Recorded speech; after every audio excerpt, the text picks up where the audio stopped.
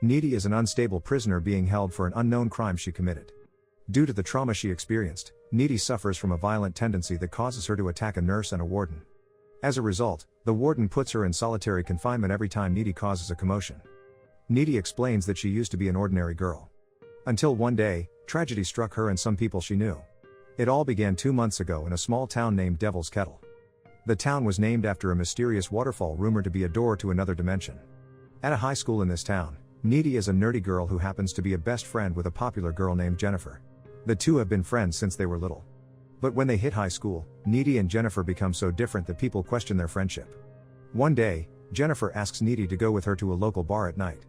Jennifer tells Needy that a local indie band named Low Shoulder will perform there, and she intends to hook up with its lead singer. Needy refuses at first because she has already made a plan to hang out with her boyfriend. However, Jennifer manages to convince Needy to go with her instead. Later that night, Needy prepares to hang out with Jennifer. While Needy chooses a dress to wear tonight, she is accompanied by Chip, her boyfriend. Soon after, Jennifer arrives, and Needy can sense her from afar. Chip finds it weird that Needy can tell if Jennifer is close, but he shrugs it off. Chip tells his girlfriend that her friendship with Jennifer is unbelievable since they don't have anything in common. However, Needy insists that Jennifer is truly her best friend while showing off their friendship necklace. After saying goodbye to Chip, Needy and Jennifer arrive at the local bar. There, they see some guys such as Craig the Jocks, who has a crush on Jennifer, Ahmet the exchange student from India, and Roman the sheriff, who had slept with Jennifer the other day. Not long after that, the Low Shoulder band arrives at the bar. Seeing their arrival, Jennifer excitedly introduces herself to the lead vocalist, Nikolai.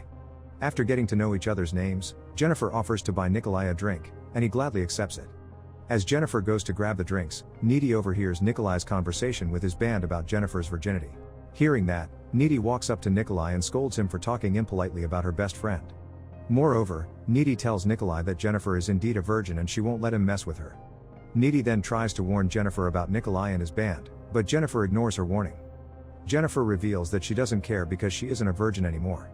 After that, Nikolai's band begins their performance as guests watch them. Amidst the performance, an electricity short causes a fire behind the stage. Soon after, the bar-goers dive into a panic while the fire spreads around the place. Chaos ensues as everyone is running for their lives. Needy pulls Jennifer's hand and leads her to the bathroom.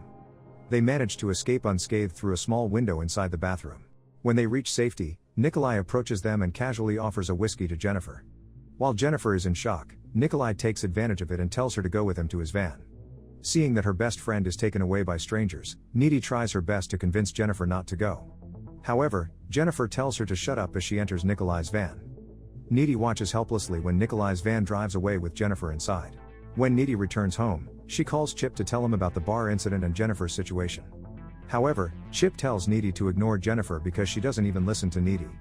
Therefore, Chip explains that it's Jennifer's own mistake if something happens to her. Suddenly, Needy hears a ring on her house doorbell. Needy walks downstairs and doesn't see anyone when she opens the front door. But when she is about to return to her room, Needy hears a sound coming from the kitchen. Needy decides to brave herself and check the kitchen. Suddenly, Jennifer shows up on her back with blood and wounds all over her face and body. Needy asks Jennifer what happened to her, but Jennifer stays silent with a creepy smile forming on her lips. Jennifer then ransacks Needy's fridge and begins to eat a raw chicken. When Needy tries to stop her, Jennifer lets out a devilish scream and throws up black goo all over the floor. Needy tries to calm her best friend, but when she realizes that Jennifer doesn't have a pulse, Needy tries to get away as far as she can. Jennifer manages to stop Needy from calling the police and proceeds to bite Needy's neck. But suddenly, Jennifer throws Needy away and escapes from her house. The following day, Needy seems shocked after the traumatic event she endured last night. Suddenly, Jennifer shows up and greets her as if nothing happened at all. Needy is confused to see Jennifer's normal condition, contrary to Jennifer she saw before. Jennifer acts normally and doesn't seem bothered by the fact that people she knows died in the incident last night. At the same time, Needy believes that what she saw at her house is real because she remembers cleaning up the black goo coming from Jennifer. That day, the school mourns the loss of lives their town suffered last night, except for Jennifer, who jokes about people's death. After the class, Needy meets up with Chip to tell him about a weird encounter she had with Jennifer last night. But sadly, Chip doesn't believe Needy's story. Meanwhile, at the school field, Jonas mourns Craig, his best friend. Suddenly, Jennifer approaches him and tells Jonas that she met with Craig before his death. Jennifer lies to Jonas by telling him that Craig wishes to see them together as a couple. After that, Jennifer seduces Jonas and lures him into the wood. As Jonas and Jennifer make out in the wood, animals gather around them. Suddenly, Jennifer pushes Jonas to the tree and reveals her true horrific form. A teacher hears Jonas's scream from afar and decides to investigate it. Unfortunately, he finds Jonas's mangled body in the forest. Soon after, Jonas's family and the authorities swarm the scene. At the same time, Jennifer manages to escape without leaving any traces. After the bar incident, Needy learns that the low-shoulder band gained popularity and was even hailed as heroes. Later at night, Jennifer calls Needy to tell her she is in a good mood. Amidst the call with Jennifer, Chip calls Needy to inform her about the death of Jonas, who happens to be his neighbor. While waiting for Needy to end her call with Chip, Jennifer burns her own tongue and doesn't even flinch. Needy returns to her call with Jennifer and tell her that she had to meet with Chip. At the same time, Jennifer expresses that she thinks Chip is cute, making Needy uncomfortable. When Needy arrives to meet Chip, she tries to calm her boyfriend, who is shaken by the news. Needy thinks it is not coincidental that these incidents are happening around their town. The following day, everyone is affected by the grim news except Jennifer. Meanwhile, Low Shoulders' popularity peaked as they signed with a major record. 1 month later, the school commemorates the incidents that struck their town last month. Contrary to Jennifer's thriving condition last month, Jennifer now looks pale, weak, and sick. The teacher then tells the student that Nikolai's band decides to share their profit as a charity for their town and that their song has become an anthem in their community. Hearing that, Needy feels furious because she knows Nikolai's band isn't as heroic as it was rumored. After the class, Needy notices Jennifer's condition and asks her about it. Jennifer tells her that maybe it's because her power is waning out. Before Needy can ask further about it, a boy named Colin approaches them. Colin asks Jennifer to go out on a date, but Jennifer turns him down. After that, Needy tells Jennifer that Colin is a nice guy and seems cool to her. Upon hearing that, Jennifer changes her mind and decides to accept Colin's offer. Jennifer asks Colin to meet her tonight, and Colin gladly obliges. Soon after, Chip shows up to greet Needy. Before Jennifer flirts with Chip, Needy immediately kisses her boyfriend to mark her territory. Later at night, Chip goes to Needy's place, and they decide to wrestle for the first time. Meanwhile, Colin drives to the address Jennifer texts him and arrives at an empty house. Out of curiosity, Colin enters the house and finds Jennifer waiting for him. Jennifer begins seducing Colin, but he realizes that Jennifer's eyes aren't normal. However, it is too late as Jennifer manages to pin him down and consume Colin. On the other side, Needy's uncommon connection with Jennifer makes her able to sense that Jennifer is ending someone's life. She gets frightened in the middle of a wrestling session with Chip and decides to head out to find Jennifer and Colin. On the road, Needy stumbles upon a feral-looking Jennifer and avoids hitting her with the car. But then, Jennifer suddenly lands on Needy's windshield, forcing her to reverse and escape from Jennifer. Needy returns to her house in panic and recalls all the weird things she saw these days. After she calms herself, Needy decides to sleep but finds Jennifer hiding inside her bed. Jennifer looks thriving like she was last month, contrary to the pale and sick version Needy saw this morning.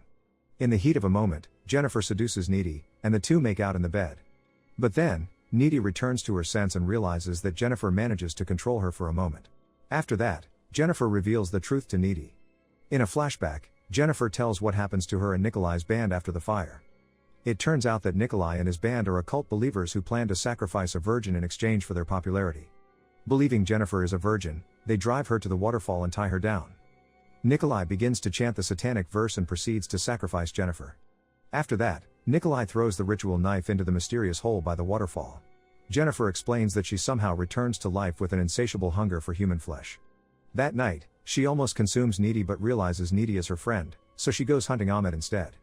Since then, Jennifer realized that she had to consume humans to be in her best shape. Upon hearing Jennifer's wild story, Needy can't comprehend the weight of her situation. Therefore, she asks Jennifer to leave her room. Feeling betrayed, Jennifer jumps down from 2-story windows instead of walking through the front door. The following morning, Needy attends Colin's funeral and witnesses the sorrow Jennifer brings upon her victim's family. After that, Needy visits the library to research the paranormal and occult. She decides to do this in order to understand Jennifer's curse better. After reading through some books, Needy learns that if the offering isn't a virgin, the woman will be possessed by the devil and wreak havoc upon human lives.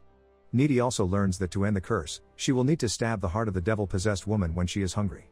When Needy is deep in thought, Chip shows up to tell her about the upcoming school dance. Needy warns Chip not to go to the event for his safety.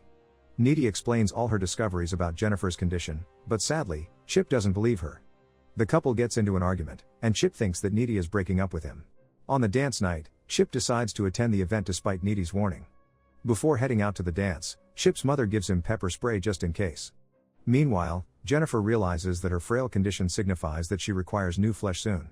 On his way to the dance, Chip meets Jennifer, who shows up out of nowhere. Jennifer asks him to go with her to talk about Needy. Jennifer then lies to Chip by telling him that Needy is having an affair with Colin. Upon convincing Chip with her fake accusation toward Needy, Jennifer seduces and takes him to an abandoned swimming pool. Meanwhile, Needy's connection with Jennifer makes her able to sense that Chip is in Jennifer's hand right now. Needy immediately sets out to Chip's house to confirm that Chip is in danger. On the other side, Chip manages to return to his sense and denies Jennifer's approaches. Jennifer is enraged by it and decides to throw Chip into the water. While Chip fights for his life, Needy somehow manages to track them down to the abandoned building. Needy suddenly shows up and pulls Jennifer away from him just before Chip loses consciousness. Chip is dying from his wounds but manages to pass the pepper spray to Needy. When Jennifer reappears from the water, Needy sprays her, causing Jennifer to let out the black goo onto them. With demonic power, Jennifer hovers into the air while Needy and Chip get out of the water.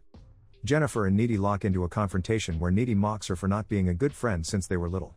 Needy reveals that Jennifer is jealous of everything she owns, revealing Jennifer's true nature. Just before Jennifer put her hand on Needy, the wounded Chip thrusts Jennifer's body with an iron pole, forcing her to escape.